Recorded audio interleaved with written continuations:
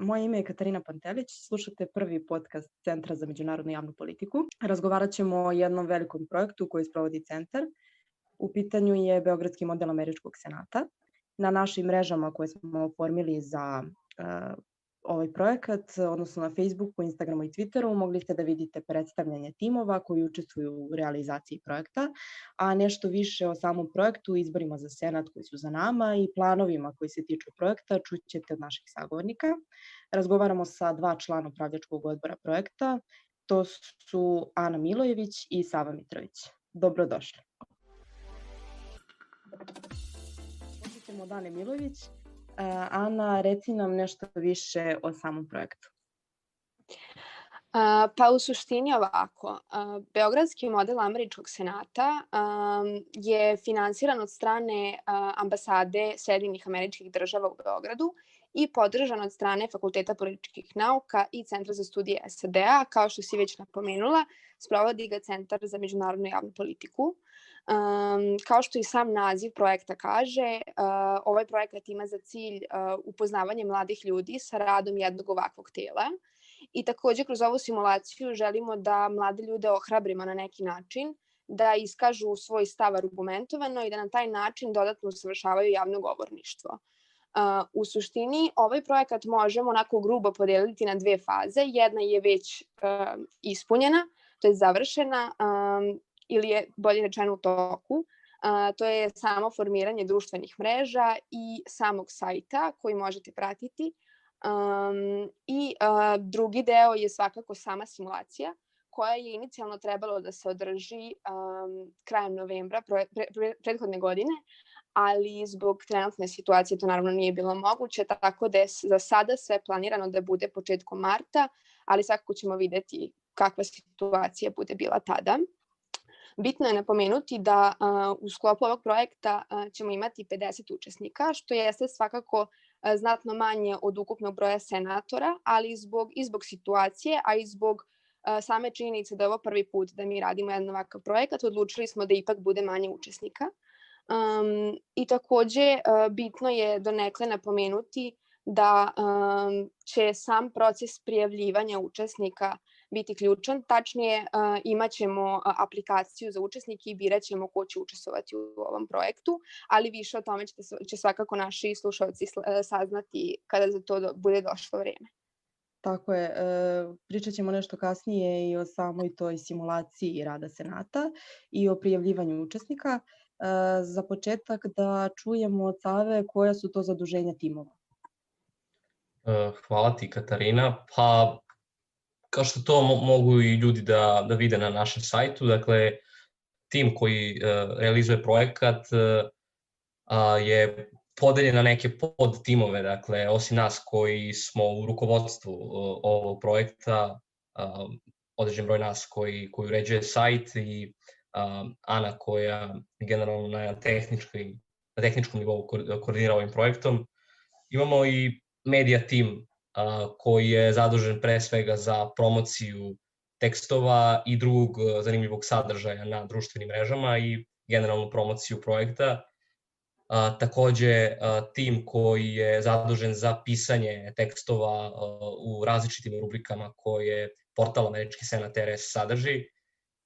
I tek je u fazi oformljavanja tim koji bi trebalo da radi na kreiranju materijala i sadržaja koji će biti zapravo ključni u momentu realizacije planirane simulacije rada Američkog senata, što će naravno zavisiti, kako je to Ana napomenula, od epidemiološke situacije u zemlji, kada će to tačno i kada ćemo saznati, dakle, precizan datum kada ćemo to moći sprovesti. Da li možete da nam otkrijete nešto o tom drugom delu projekta koji se tiče same simulacije senata? Kako će to teći? Kako će teći ta prijava? Šta ste planirali?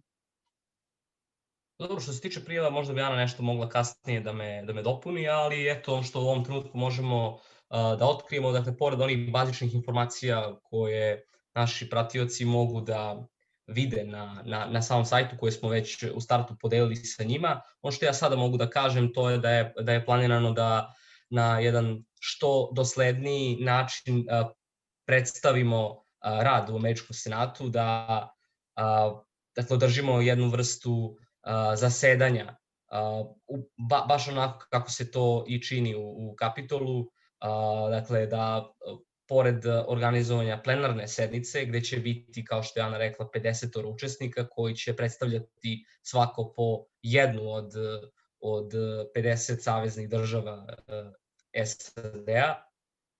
Pored te plenarne sednice planirano je da učesnici, dakle u ulozi senatora, budu podeljeni i na odbore, gde će o predlozima zakona koji će biti simulirani razgovarati u detalje, u načelima, podeljeni dakle u odbore u zavisnosti od njihovog interesovanja. Probat ćemo da izađemo u susret svima i da u skladu sa svojim interesovanjima mogu da budu deo onog komiteta, da se izrazim još preciznije, koji je najbliži onome što njih interesuje.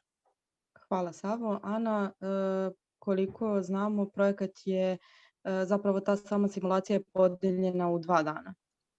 Tako je, sama simulacija jeste podeljena na 2 dana i za sada je neki plan da mi pre same simulacije održimo mini radionicu pre simulacije, gde ćemo naše učesnike uputiti o nekim osnovnim pravilima, kodu oblačenja i sličnim stvarima koje su bitne da oni znaju. Takođe bih pomenula, to jest malo dublje prodiskutovala o samom načinu prijave na projekat. Za sada sam upitnik nije još uvek sastavljen i on će svakako kada bude bio sastavljen biti objavljen na samom sajtu. Međutim, bitno je da se zna da ćemo države koje će naši učesnici predstavljati deliti nasumično, znači neće biti u mogućnosti da biraju, čisto iz praktičnih razloga, jer prosto je nemoguće podeliti svakome ono što želi. I eto, toliko o tome za sada, pa će detaljnije o samom upitniku moći da vide na samom sajtu kada za to dođe vreme, naravno. Hvala. Hoćemo li da pređemo malo na izbore u Džordžiji koje smo propratili prethodne nedelje, onako detaljno zašto su ti izbori u Džordžiji bitni i šta se nakon izbora u Džordžiji dogodilo? Savo, hoćeš li ti to da prokomentarišeš malo? Izbori u Džordžiji vrlo nekarakteristični, premda se održavaju evo već više od 2 meseca od onih izbora koje smo svi pomno pratili, onih predsjedničkih izbora tog 3. novembra, premda se prema izbornom zakonu u SAD-u izbori održavaju uvek prvog utorka nakon prvog ponedeljka u novembru, to je padalo na 3. novembra ove godine, tada su održani predsjednički izbori i izbori za kongres, odnosno 35 mesta u Senatu i svih 435 mesta u donjem domu, odnosno predstavničkom domu Američkog kongresa. Međutim, Džordžija je specifična po tome što u njoj pobedu ne odnosi onaj koji osvoji relativnu većinu, već je potrebno da bi neko pobedio, potrebno je da osvoji 50% plus 1 glas. Premda to nijedan od kandidata nije ostvario u prvom krugu, imali smo drugi krug izbora, održan pre nekoliko dana, naši pratioci su to mogli da budu upućeni, upoznati sa tim, bukvalno u mean time-u na našim društvenim mrežama. Bili su veoma važni zato što je odnos snaga pre izbora u Džordžiji, dakle pre onoga što sada već možemo da konstatujemo, bilo je dakle da Republikanska partija ima 50 mesta u Senatu, a demokrate 48. Demokratama je dakle bilo neophodno da osvoje oba senatorska mesta u Džordžiji kako bi se izjednačili dakle sa republikancima, što bi njima donelo zapravo prevlast u Senatu, premda je Joe Biden pobedio na predsjedničkim izborima, a po funkciji je njegova potpredsednica Kamala Harris predsedavajuća Senatom, stoga bi ona bila taj tas na vagi, odlučujući glas u ovako podeljenom Senatu, i to se zapravo i desilo. Po mnogima možda i neočekivano, demokrate su uzele oba senatorska mesta u Džordžiji. Kažem neočekivano jer je Džordžija bila, makar poslednje 3 decenije možemo reći, ako ne i malo više, dakle još od, čak i 3,5 decenije, da kažemo tvrdo uporište Republikanske partije. Čini mi se uz izuzetak Bill Clintona, svi republikanski kandidati za predsjednika su pobedili na izborima u Džordžiji i ove godine Donald Trump izgubio Džordžiju, što je bila jedna od, da kažemo, presudnih država, iako analitičari nisu na nju toliko obraćali pažnju, ali se ispostavilo da ona bila jedna od najtešnjih država, gde je izgubio za svega, čini mi se, i manje od 1% da je u pitanju. Tako da, izbori za Senat su tu bili veoma važni, demokrate su tesno pobedile, John Ossoff je dobio Davida Perdua, koji je branio tako svoju senatorsku poziciju za 1%, takođe Raphael Warnock je dobio Kelly Loeffler na specijalnim izborima u Džordžiji za manje od 2%, tako da je bilo veoma tesno, ali na kraju demokrate odnose pobedu i na neki način će olakšati rukovođenje državom Joe Bidenu, imajući u vidu moć i nadležnosti koje Senat ima, ali eto, o tom možemo i kasnije. O tome možemo i kasnije, a sve ono što zanima naše slušaoci i sve one koji nas prate u vezi sa ovim izborima mogu da nađu naravno na našem sajtu i tu je Nikola Milinković, inače 3. član upravljačkog odbora koji učestvuje u ovom projektu, detaljno napisao jedan tekst koji možete nađete na sajtu Američki senat RS. Hoćemo da se vratimo malo na ovu temu samog sajta, tekstova i projekta. Koje tekstove možemo da očekujemo u narednom periodu? Hoćete li da otkrijete našim slušalcima? Ono što naši čitaoci, pratioci naših društvenih mreža, čitaoci sajta mogu da očekuju, to je da premda sad imamo u potpunosti završene izbore za Senat koji su sad zaokruženi ovim izborima u Džordžiji, da i onaj odeljak gde su detaljno obrađene biografije svih aktualnih senatora, da on bude popunjen novim biografijama onih senatora koji će sada ili su sada stupili na dužnost. Takođe u rubrici žena u Senatu, koja je na neki način i proširena na, možemo je nazvati, i žene u američkoj politici u nekom širem smislu. Očekujemo i tekst o Rosie Parks, jednoj od najznačajnijih žena, boraca za ljudska i manjinska prava u Sjedinjenim državama. Takođe, premda smo primetili da su čitaoci bili oduševljeni tekstom o Nikoli Tesli i njegovoj ulozi u Sjedinjenim državama, da bude napisan još jedan ili čak nekoliko tekstova o srpskim naučnicima koji su preko Amerike menjali svet svojim otkrićima, tako da sigurno možemo da očekujemo tekst o Mihajlu Pupinu, ali verovatno još nekim značajnim, ali možda manje atraktivnim srpskim naučnicima kojima svakako treba odati tu vrstu počasti nekim novim tekstom. Kad smo već kod tekstova, Savo, koji je tvoj omiljeni tekst sa sajta Američki senat RS?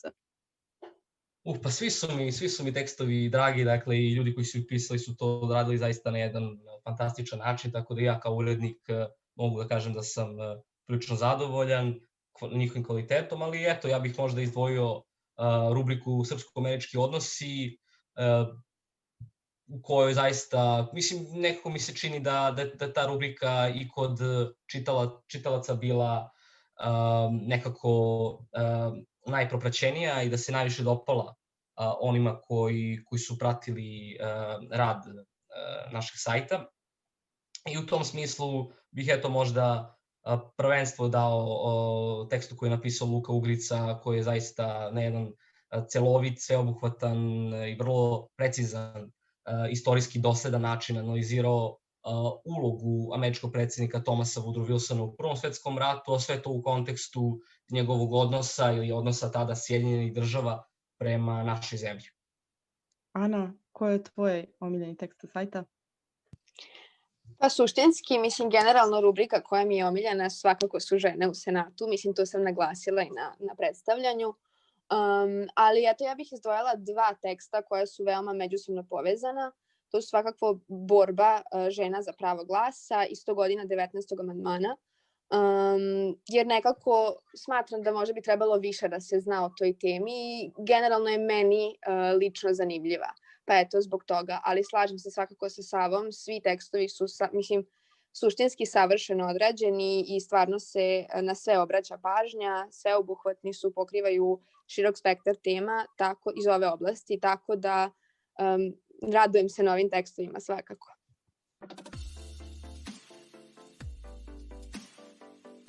Podsjećamo vas da pratite dešavanja putem naših društvenih mreža na Instagramu, Facebooku i Twitteru, dakle Američki senat, i naravno čitate tekstove i pratite dalje uputstva u vezi sa konkursom za samu simulaciju rada Senata. Sledeći put ćemo pričati o debati koja se vodi u Kongresu. Vama hvala što nas slušate i hvala što nas pratite. Pozdrav!